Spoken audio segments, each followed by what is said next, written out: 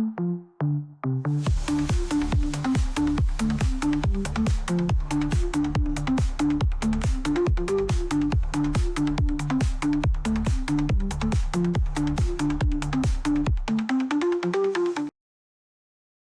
welcome to Talk Truly. My name is Ed Calais. I'm with Truly Effortless Events, and this is Talk Truly, where we speak to local entrepreneurs who are going out there in the real world and making big business. Today, I have a question. That's before we even get started. Have you ever bought a car? I know whenever I buy a car, I'm not looking forward to it.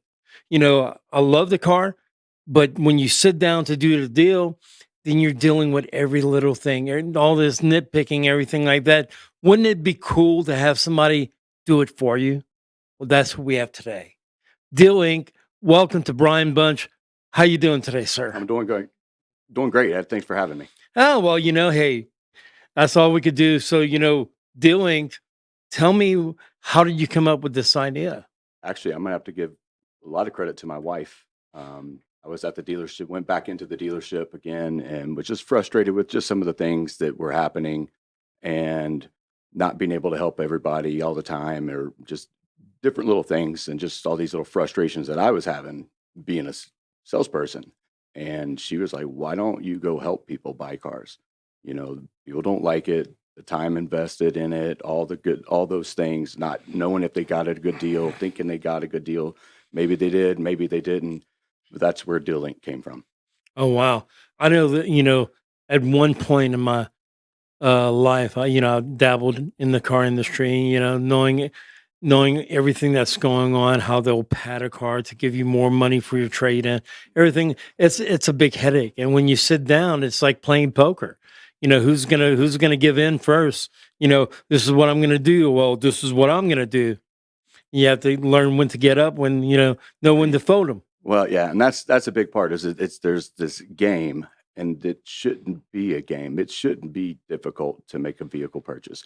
I think it's one of the only industries, if not the only industry, where there is this back and forth, and there is all this just constant, number changing, and car switching and flopping, and whether it's there, all these different things, and it shouldn't be that difficult. One time, my wife just purchased a car for her daughter, and we were sitting down for negotiation, and I forgot exactly what it was, and my wife was going like, "I don't think so." And the F and I guy, the finance guy, if you don't know what F and I is, looked at me and said, "Are you going to let her do that?" Oh my goodness. I've never seen her get up from a table so quick. And she's going like, this is it was insulting, Yeah. And when I told her what you do, she was going like, okay, that's next time. I do not want to deal with anybody. I don't even like being there when it's happening. The fact that someone has someone in the industry is a big deal, Yeah. you Yeah. know? So I work for the client. I'm not tied to any particular dealerships. Do I have contacts within dealerships? Yes. So let's go ahead and walk through a purchase. Okay. So, hey, Ryan, I want to get a car. Well, we're going to sit down. It's going to be a consultation up front to just kind of see what you're looking for. What are you trying to find? Get a little more details. What are you going to be using the car for? All the stuff that would actually or should happen or could happen within a dealership, especially if you don't know exactly what you want. So try to define that, and then we'll take a look at it, and then I'll go to work for you. Basically have a flat fee that I charge, so the client pays me, so I work for you. So not again, not the dealership. And a lot of times the fee that you would charge, you would probably save that anyway from using you because you're so negotiating. That's the yes. reason why to do it. Yeah, so there's money that can be left on the table if you're not sure, how to get the most for your trade.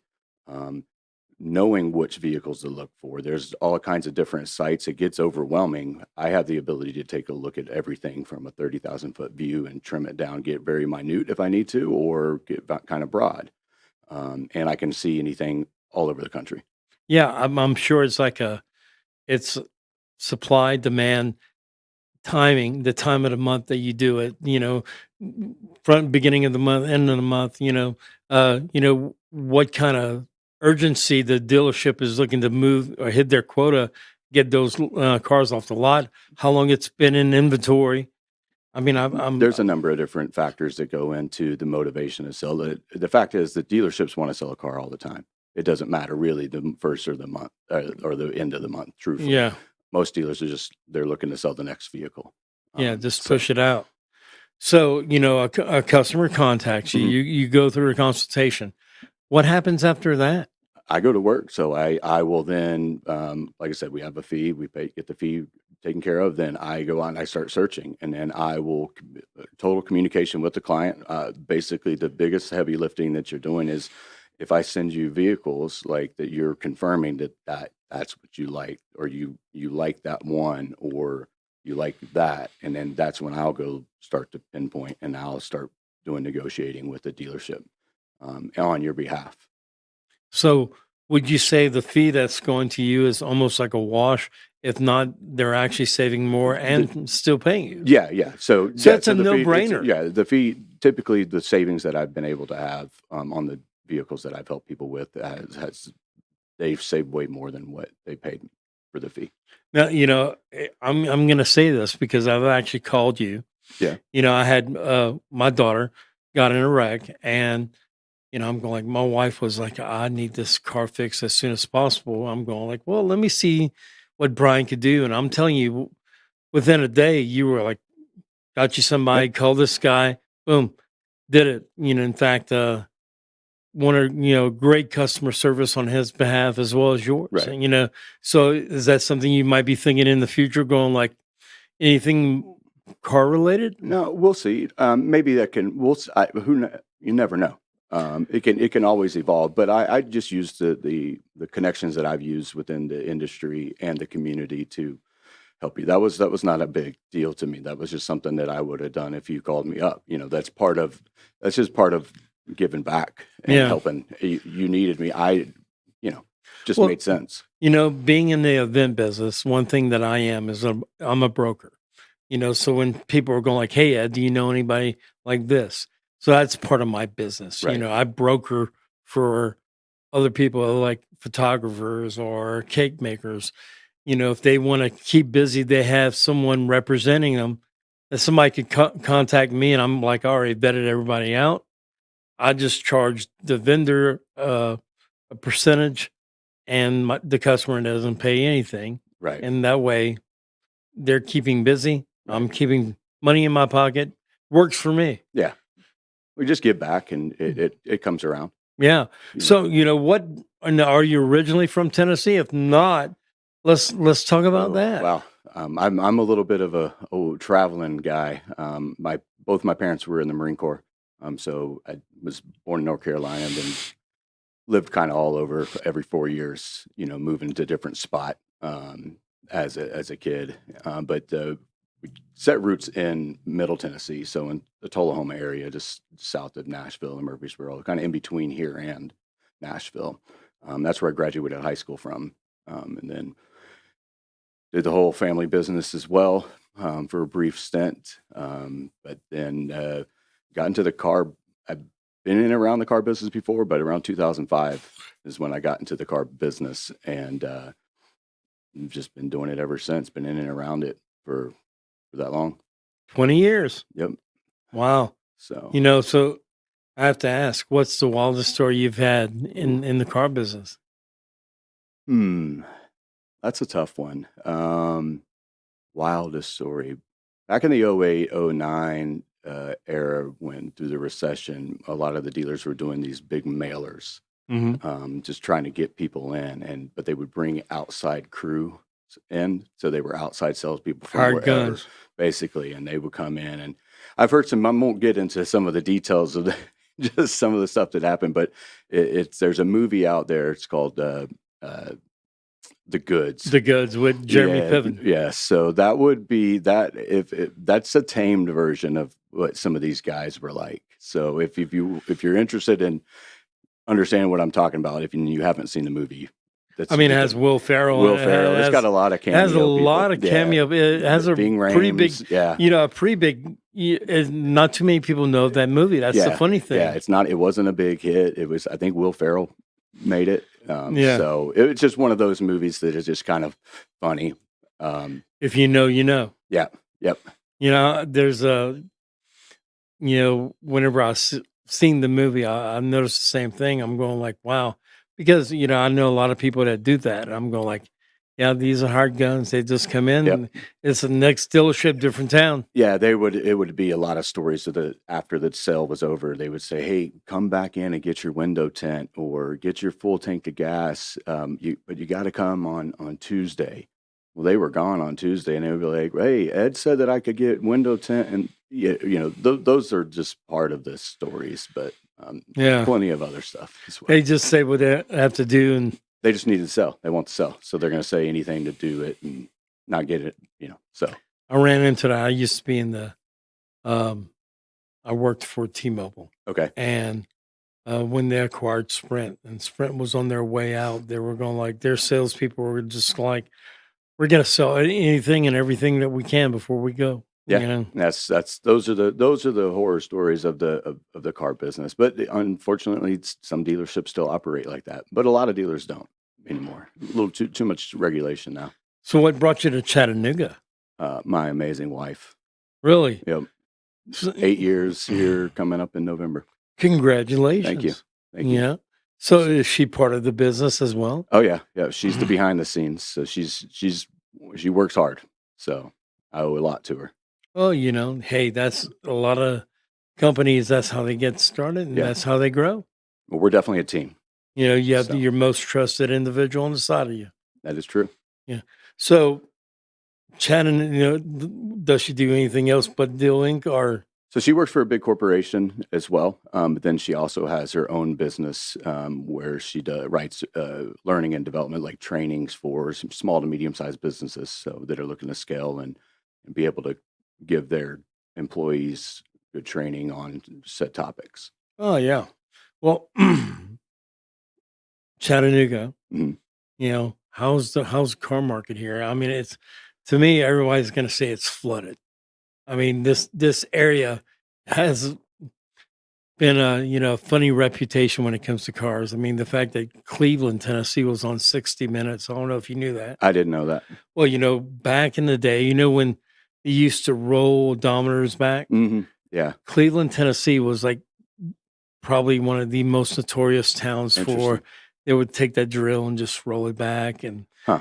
quite a few people in Cleveland went to prison for that. And it was like on 60 Minutes. And so it's kind of been a big car town, bringing cars from up north and selling them down here. And It happens. It happens all over the place, but no. So the car market here, I mean, it's a fairly because Chattanooga's not all massive. So some of my other jobs in the past within the business have been working for doing a B2B sales. So I would go into dealerships across the country and sell to them. So, you know, Atlanta would be like a huge car market. Nashville is a huge car market. Chattanooga, for the size, I mean, it's about on par.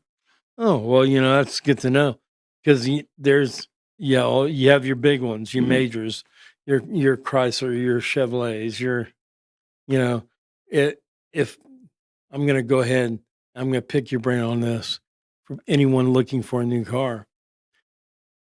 Everybody always says, okay, Toyota, Honda, you know, what's a different brand that you would say besides the two big boys of dependability?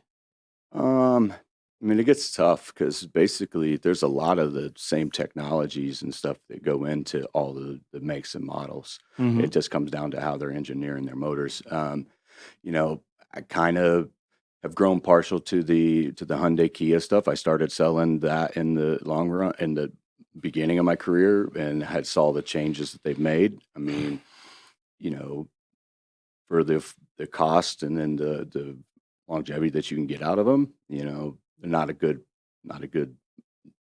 they're not a bad choice. But it just kind of varies on what you're looking for because you have different makes and models that specialize in certain different things. So, Yeah. but you can't go wrong with Toyota and Honda, right? Yeah. Or Lexus.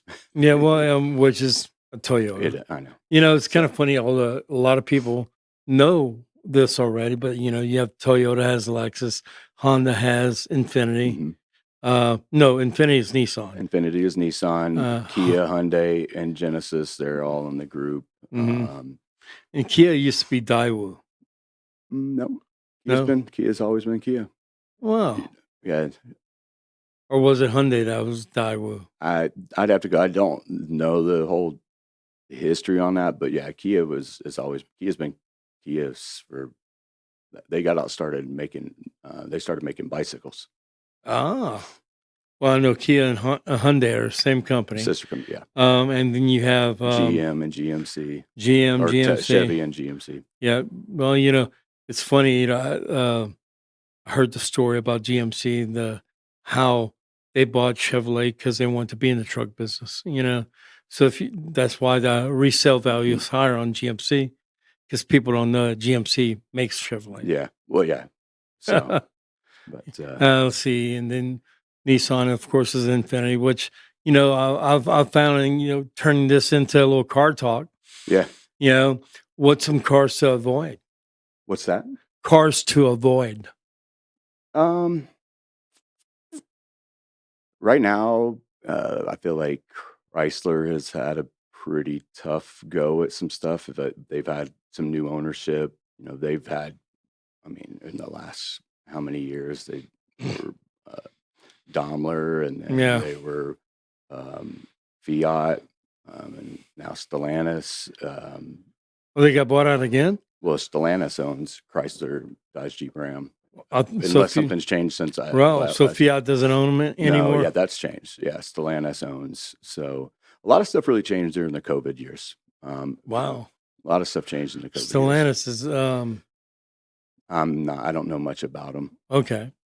And then I know like Ford owns Volvo, or they did, And and Lincoln. Land Rover and Lincoln, and Now, again, we're getting on all of them. I haven't really kept up with who owns all the different ones, but I'm pretty sure Jaguar Jaguar. and Land Rover, but you got Ford and Lincoln. I remember when they just bought out Jaguar, then it seems like all the tail ends of a Jaguar look like a Taurus. Oh, really? Yeah. It was kind of funny. So, like, let's get back to what you do Right. because it's the focus on doing. Correct. So if people want to contact you, how would they do it? Yeah, so you can go to our website. It's My Deal Inked, and then we're on Facebook, we're on Instagram, we're on YouTube. So I think we had Facebook, Instagram, YouTube, yeah, pretty much all the socials. TikTok.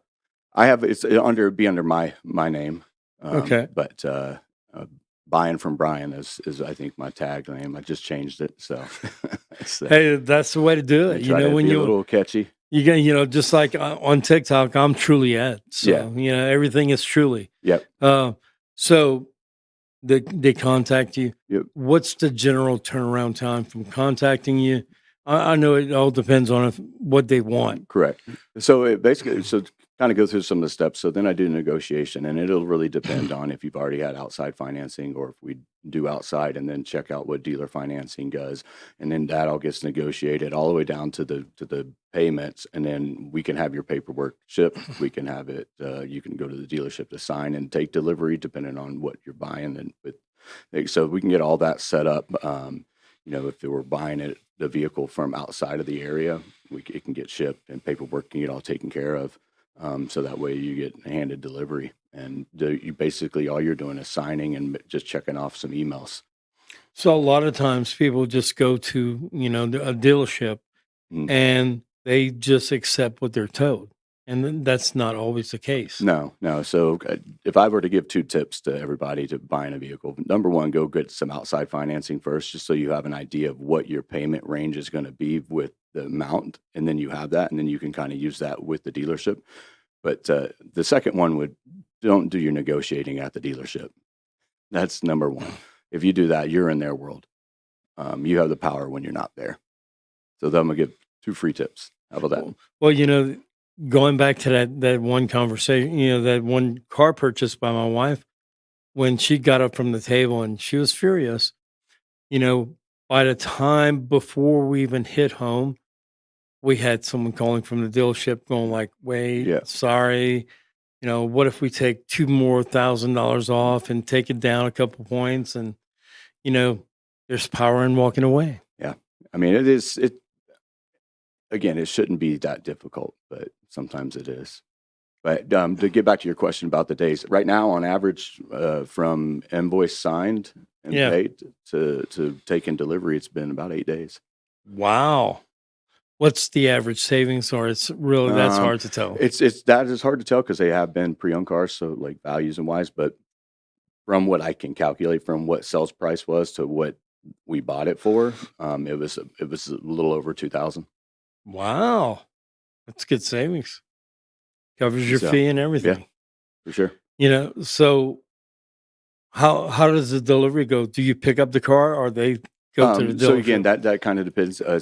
Some of them have been picked up at the dealership. I've had some vehicles have been delivered to the customer, to them, to their wherever they so choose from the dealership. So it just depends. It can vary. If it's a new car and there's a lot of the tech, I would say take delivery at the dealership. So that way because after a new car purchase, most manufacturers require the salesperson to go through all the infotainment and make Yeah. sure that its phone's connected, make sure all that stuff's done. You know how to operate your vehicle, buttons, and all that other stuff. So, um, Well, it makes sense. I'm how big, and I'm gonna ask a little, selfish question. How big is it like when you're leaving to make those little demands like car washes or oil changes or full tank of gas? I mean, is that still common or is it kind of like a oh, you get what you get? it's so competitive now. Like, and everything's at your fingertips, so people can see what vehicles are selling for, what they're priced at, and so it's all really competitive. A lot of dealerships, if you buy new, sometimes if you're local, they have like a lifetime warranty. So there's all these little things. Most dealerships fill up every single car, so you get a full tank of gas. A lot of new cars, the manufacturer's already given you 2 years of maintenance.